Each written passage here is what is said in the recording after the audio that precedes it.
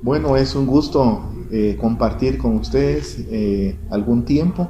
donde vamos a ver diferentes temas del proceso penal, y en este primer video vamos a trabajar lo que son los sistemas procesales. Para poder abordar el tema nos vamos a remontar a la historia, vamos a considerar algunos procesalistas que han escrito sobre el tema, especialmente a Alfredo Vélez Mariconde, que es un profesor de la Universidad de Córdoba, que en uno de sus primeros libros desarrolla bastante de manera documentada toda esta temática, y básicamente sobre eso lo voy a tratar de parafrasearlo. Para hablar de los sistemas procesales tenemos que remontarnos al año 300 antes de Cristo, para hablar de los sistemas acusatorios, hablando de los sistemas en Roma. Luego nos vamos a ir al sistema inquisitivo en la Edad Media, y nos vamos a ubicar más o menos en el siglo XII a más o menos el siglo XIX. Luego vamos a abordar, luego de la Revolución Francesa, el Código Mixto, y nos vamos a ubicar en 1808 en el Código de Procedimientos Penal francés, que empezó a funcionar en el año 1808. Luego vamos a hablar de un sistema mixto moderno, que es básicamente la incorporación de toda la normativa sobre derechos humanos a los sistemas jurídicos, que de alguna manera viene a impactar todo el procedimiento penal y todo el derecho penal en general. Eso lo estamos viendo aproximadamente en el año 1988. Luego hablaríamos un poco sobre el sistema procesal que tenemos en Guatemala, que es el que actualmente tenemos, pero también vamos a hacer un poco de historia de la legislación que hemos tenido a partir de las leyes de España, o las denominadas leyes de las Indias, que son las que rigieron en el periodo colonial.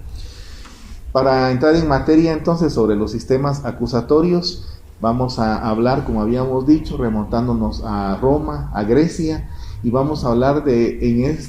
que en esos lugares la justicia se hacía en única instancia en las plazas públicas.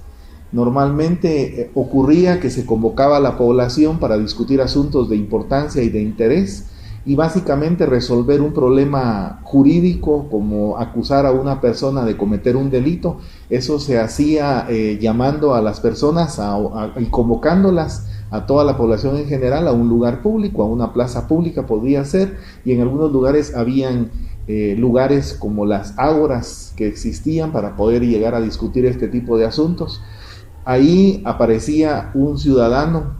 acusando a una persona, y había una persona que era la acusada, que era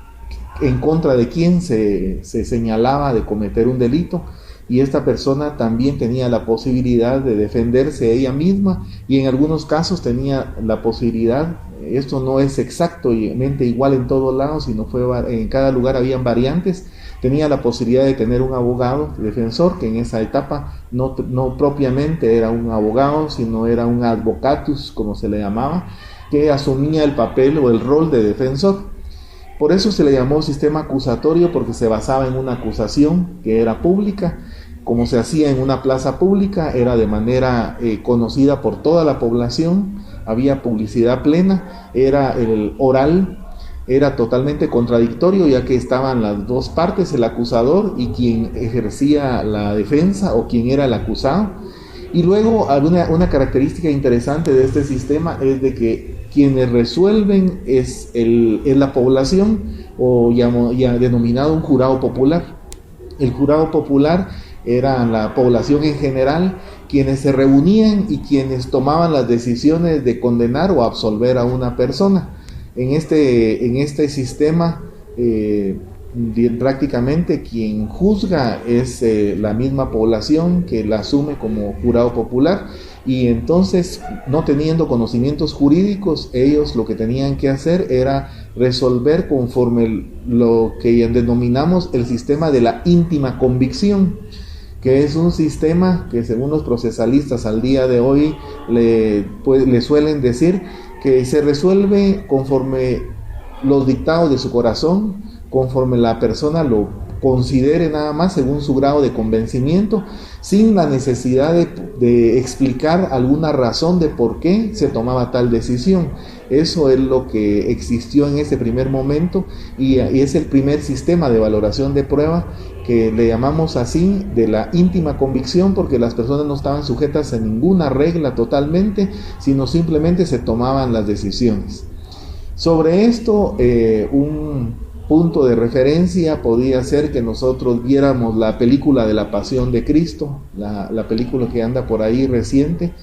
donde podíamos ver cómo juzgan a Jesucristo, y es algo parecido a lo que ocurría en esos momentos. Sin embargo, estamos hablando de periodos más antiguos, pero básicamente ustedes pueden tomar una idea cómo se resolvían los conflictos de esa manera. Otra situación de importancia es que, siendo oral, era público ante la población, era un asunto que se resolvía en una única instancia. No había posibilidad de apelarlo, aunque también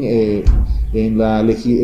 los libros encontramos en algunos casos en que sí se podían revisar esas decisiones que se tomaban, pero en la mayoría de casos no se revisaban las decisiones. Tampoco había un expediente, sino el sistema se resolvía de forma oral, no quedaban constancias de las actuaciones porque no quedaban registros. En algunos casos sí hay registros, pero normalmente no se tomaban registros de lo que ocurría, y al resolverlo de esta manera, pues lo decidido se decidía y se ejecutaba en ese mismo instante, y no había posibilidad de discutir de alguna manera si esto se llevaba a otra instancia, se apelaba, o lo que ahora conocemos como doble instancia. Eso jamás existió.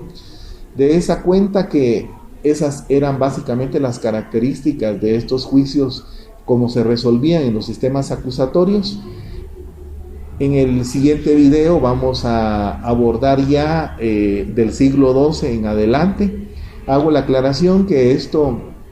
tenía variantes en diferentes lugares, no era algo tan exacto y preciso, no era tan igual en cada lugar, sino iba variando. En el siglo XII aproximadamente también terminan los sistemas acusatorios, porque empieza el periodo de la Edad Media, el periodo que llamamos del oscurantismo, donde las ideas religiosas impactan en los sistemas jurídicos, y es ahí donde vamos a hablar de los sistemas de la Santa Inquisición, y lo vamos a ver en el próximo video.